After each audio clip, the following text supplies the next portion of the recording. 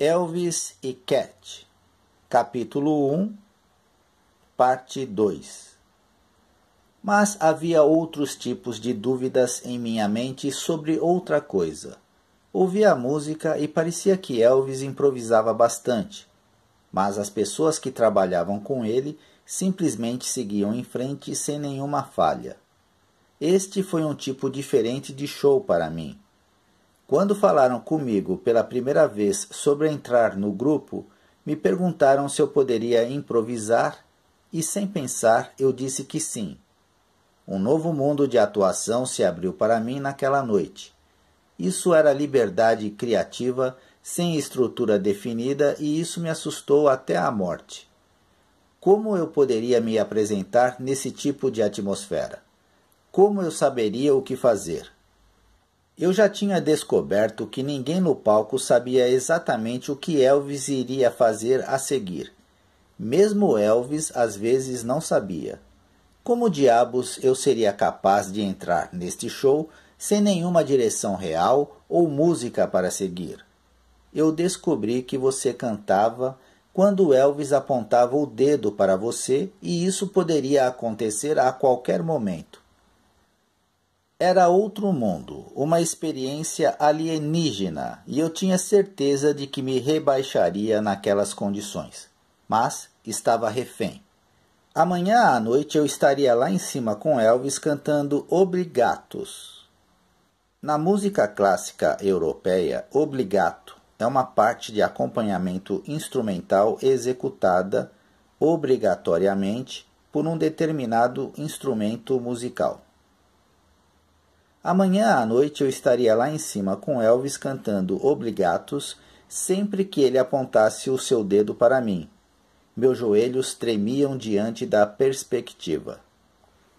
Outra coisa que eu tinha visto e que não estava acostumada, e se você quer saber a verdade, nunca me adaptei, foram as audiências turbulentas, o público insano.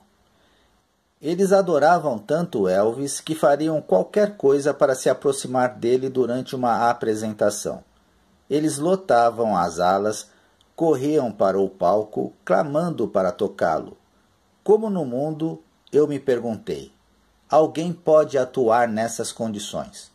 Mesmo assim, os veteranos naquele palco estavam levando tudo com calma e não pareciam afetados por toda aquela ação maluca que acontecia na plateia. Depois do show, fui aos bastidores e foi Elvis quem me introduziu.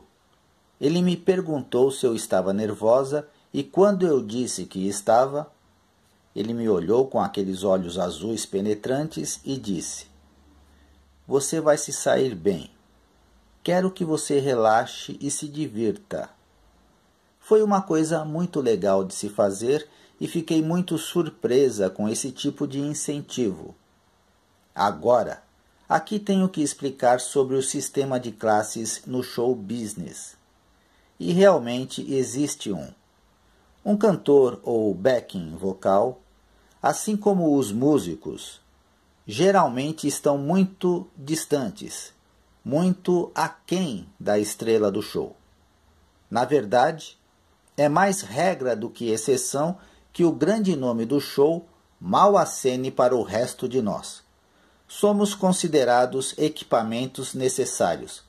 Você pode trabalhar por 1 ano na estrada com algumas grandes estrelas que nem saberão seu nome e nunca lhe darão um sorriso, muito menos uma palavra de encorajamento.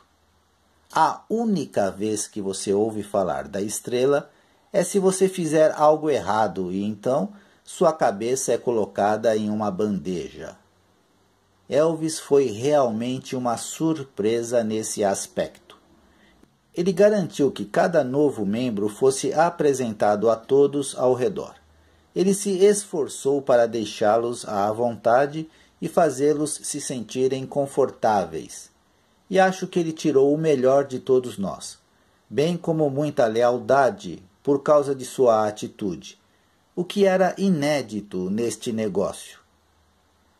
Na noite do meu primeiro show, eu estava um pouco menos tensa do que estaria se Elvis tivesse me ignorado. Pouco antes de subirmos ao palco, Elvis fez uma visita especial ao camarim e disse: "Faça um bom show. Relaxe. Lembre-se de que estamos aqui apenas para fazer as pessoas felizes."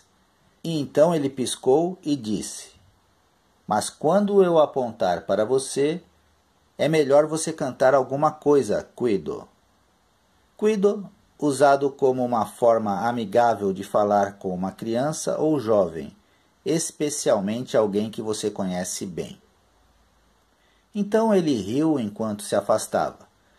Fiquei petrificada. O que aconteceu a seguir pareceu um pesadelo. Assim que Elvis subiu ao palco, as pessoas avançaram como um exército gigantesco, sem se darem conta que estavam atropelando os bifes de outras pessoas, derramando o seu vinho, virando os baldes de gelo do champanhe, fazendo os pratos voarem como frisbee, espatifando-se pelo chão. O som aterrorizante de vidro quebrando estava por toda a parte. O grupo no palco permaneceu indiferente enquanto Elvis, alheio ao caos e completamente imerso na sua performance, de repente, no meio de uma frase, mudava o estilo, o humor e o ritmo da música que estávamos cantando. Como resultado, fiquei ainda mais confusa e totalmente desorientada.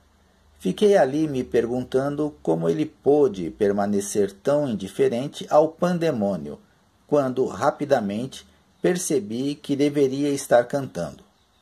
Eu fiz muitos agudos, também chamados de trabalho obrigatório, em que uma soprano alta se eleva acima de um coro inteiro, tecendo uma melodia etérea com um som em vez de letra. Porém, naquela noite eu fiz mais as do que deveria, porque não sabia a letra de muitas das músicas que ele decidiu cantar. Tentei seguir a maré como todo mundo e não cometi nenhum erro grave. Depois Elvis fez questão de vir ao meu camarim, onde eu tentava me recuperar do susto. Quando o vi na porta, pensei que ele poderia estar lá para me despedir. Mas ele apenas sorriu e disse: "Nós ouvimos você, sweetheart. E foi lindo." Quase chorei de alívio. Isso foi o suficiente para levantar meus pés do chão e me fazer querer dançar até o meu quarto e jurar fazer ainda melhor na noite seguinte.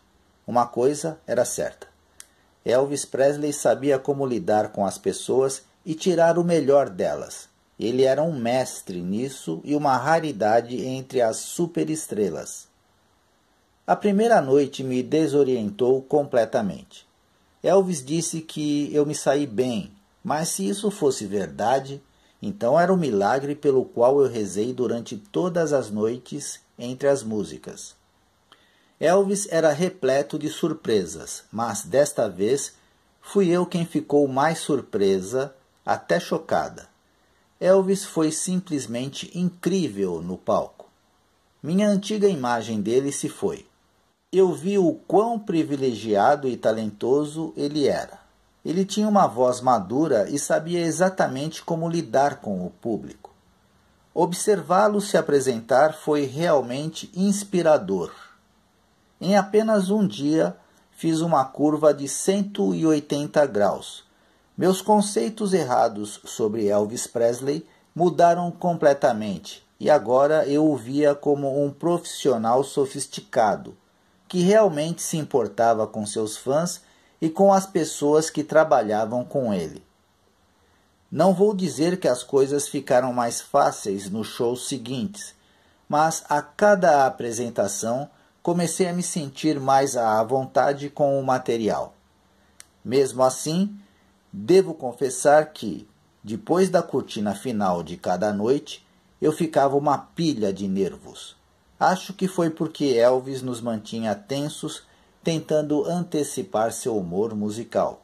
O que tornou tudo ainda mais difícil foi o fato de que sempre que Elvis cantava uma canção, ele a fazia de uma forma um pouco diferente do que tinha feito antes. Cada show sempre oferecia variedade. Elvis tocava algumas baladas que ele adorava e eram de bom gosto e comoventes, como Mary in the Morning, Just Can't Help Believing, como incluiria números baseados em canções de arte clássica, tais como Now or Never e Surrender. Ele também fez algum material country, como Release Me e Really Don't Want to Know. O gospel me fez sentir em casa e, claro, sempre o bom e velho rock and roll. Com o passar dos dias, Elvis apontava cada vez mais aquele dedo para mim, convidando-me para fazer um dueto com ele, que normalmente era uma canção de amor. Eu estava confiando cada vez mais no meu ouvido e na minha intuição para determinar o que cantar apenas uma fração de segundo antes de cantar. Todos nós trabalhamos assim. Éramos todos performers que gostávamos de cantar e nos perder na música, mas às vezes era um verdadeiro teste de força e concentração. Sempre que você reúne um grupo de cantores e eles ficam confortáveis e relaxados com o material, eles começam a fazer jogos sutis no palco que o público desconhece. Um desses jogos foi um concurso de duração do Breath, respiração. De repente, Elvis podia segurar uma nota durante muito tempo. Certamente não da forma como tinha feito antes, mas os cantores tentavam suplantar uns aos outros, mantendo aquela nota sem respirar. Ganhava quem mantinha a nota por mais tempo, e tenho orgulho de dizer que ganhei muitas vezes. Acho que isso teve algo a ver com a minha instrução e treinamento operístico. Elvis poderia manter o público próximo a ele e ignorar todo o resto. Sempre fiquei atenta a todas aquelas pessoas andando entre as mesas, caminhando em direção ao palco. O barulho de pratos sendo triturados ou caindo no chão durante uma apresentação foi algo que eu nunca me adaptei. Francamente, nunca tive certeza de que o círculo de seguranças fosse suficiente para conter toda aquela intensidade e determinação. Mas Elvis atuou como se não soubesse que uma ameaça real estava a poucos metros de distância. Final da parte 2.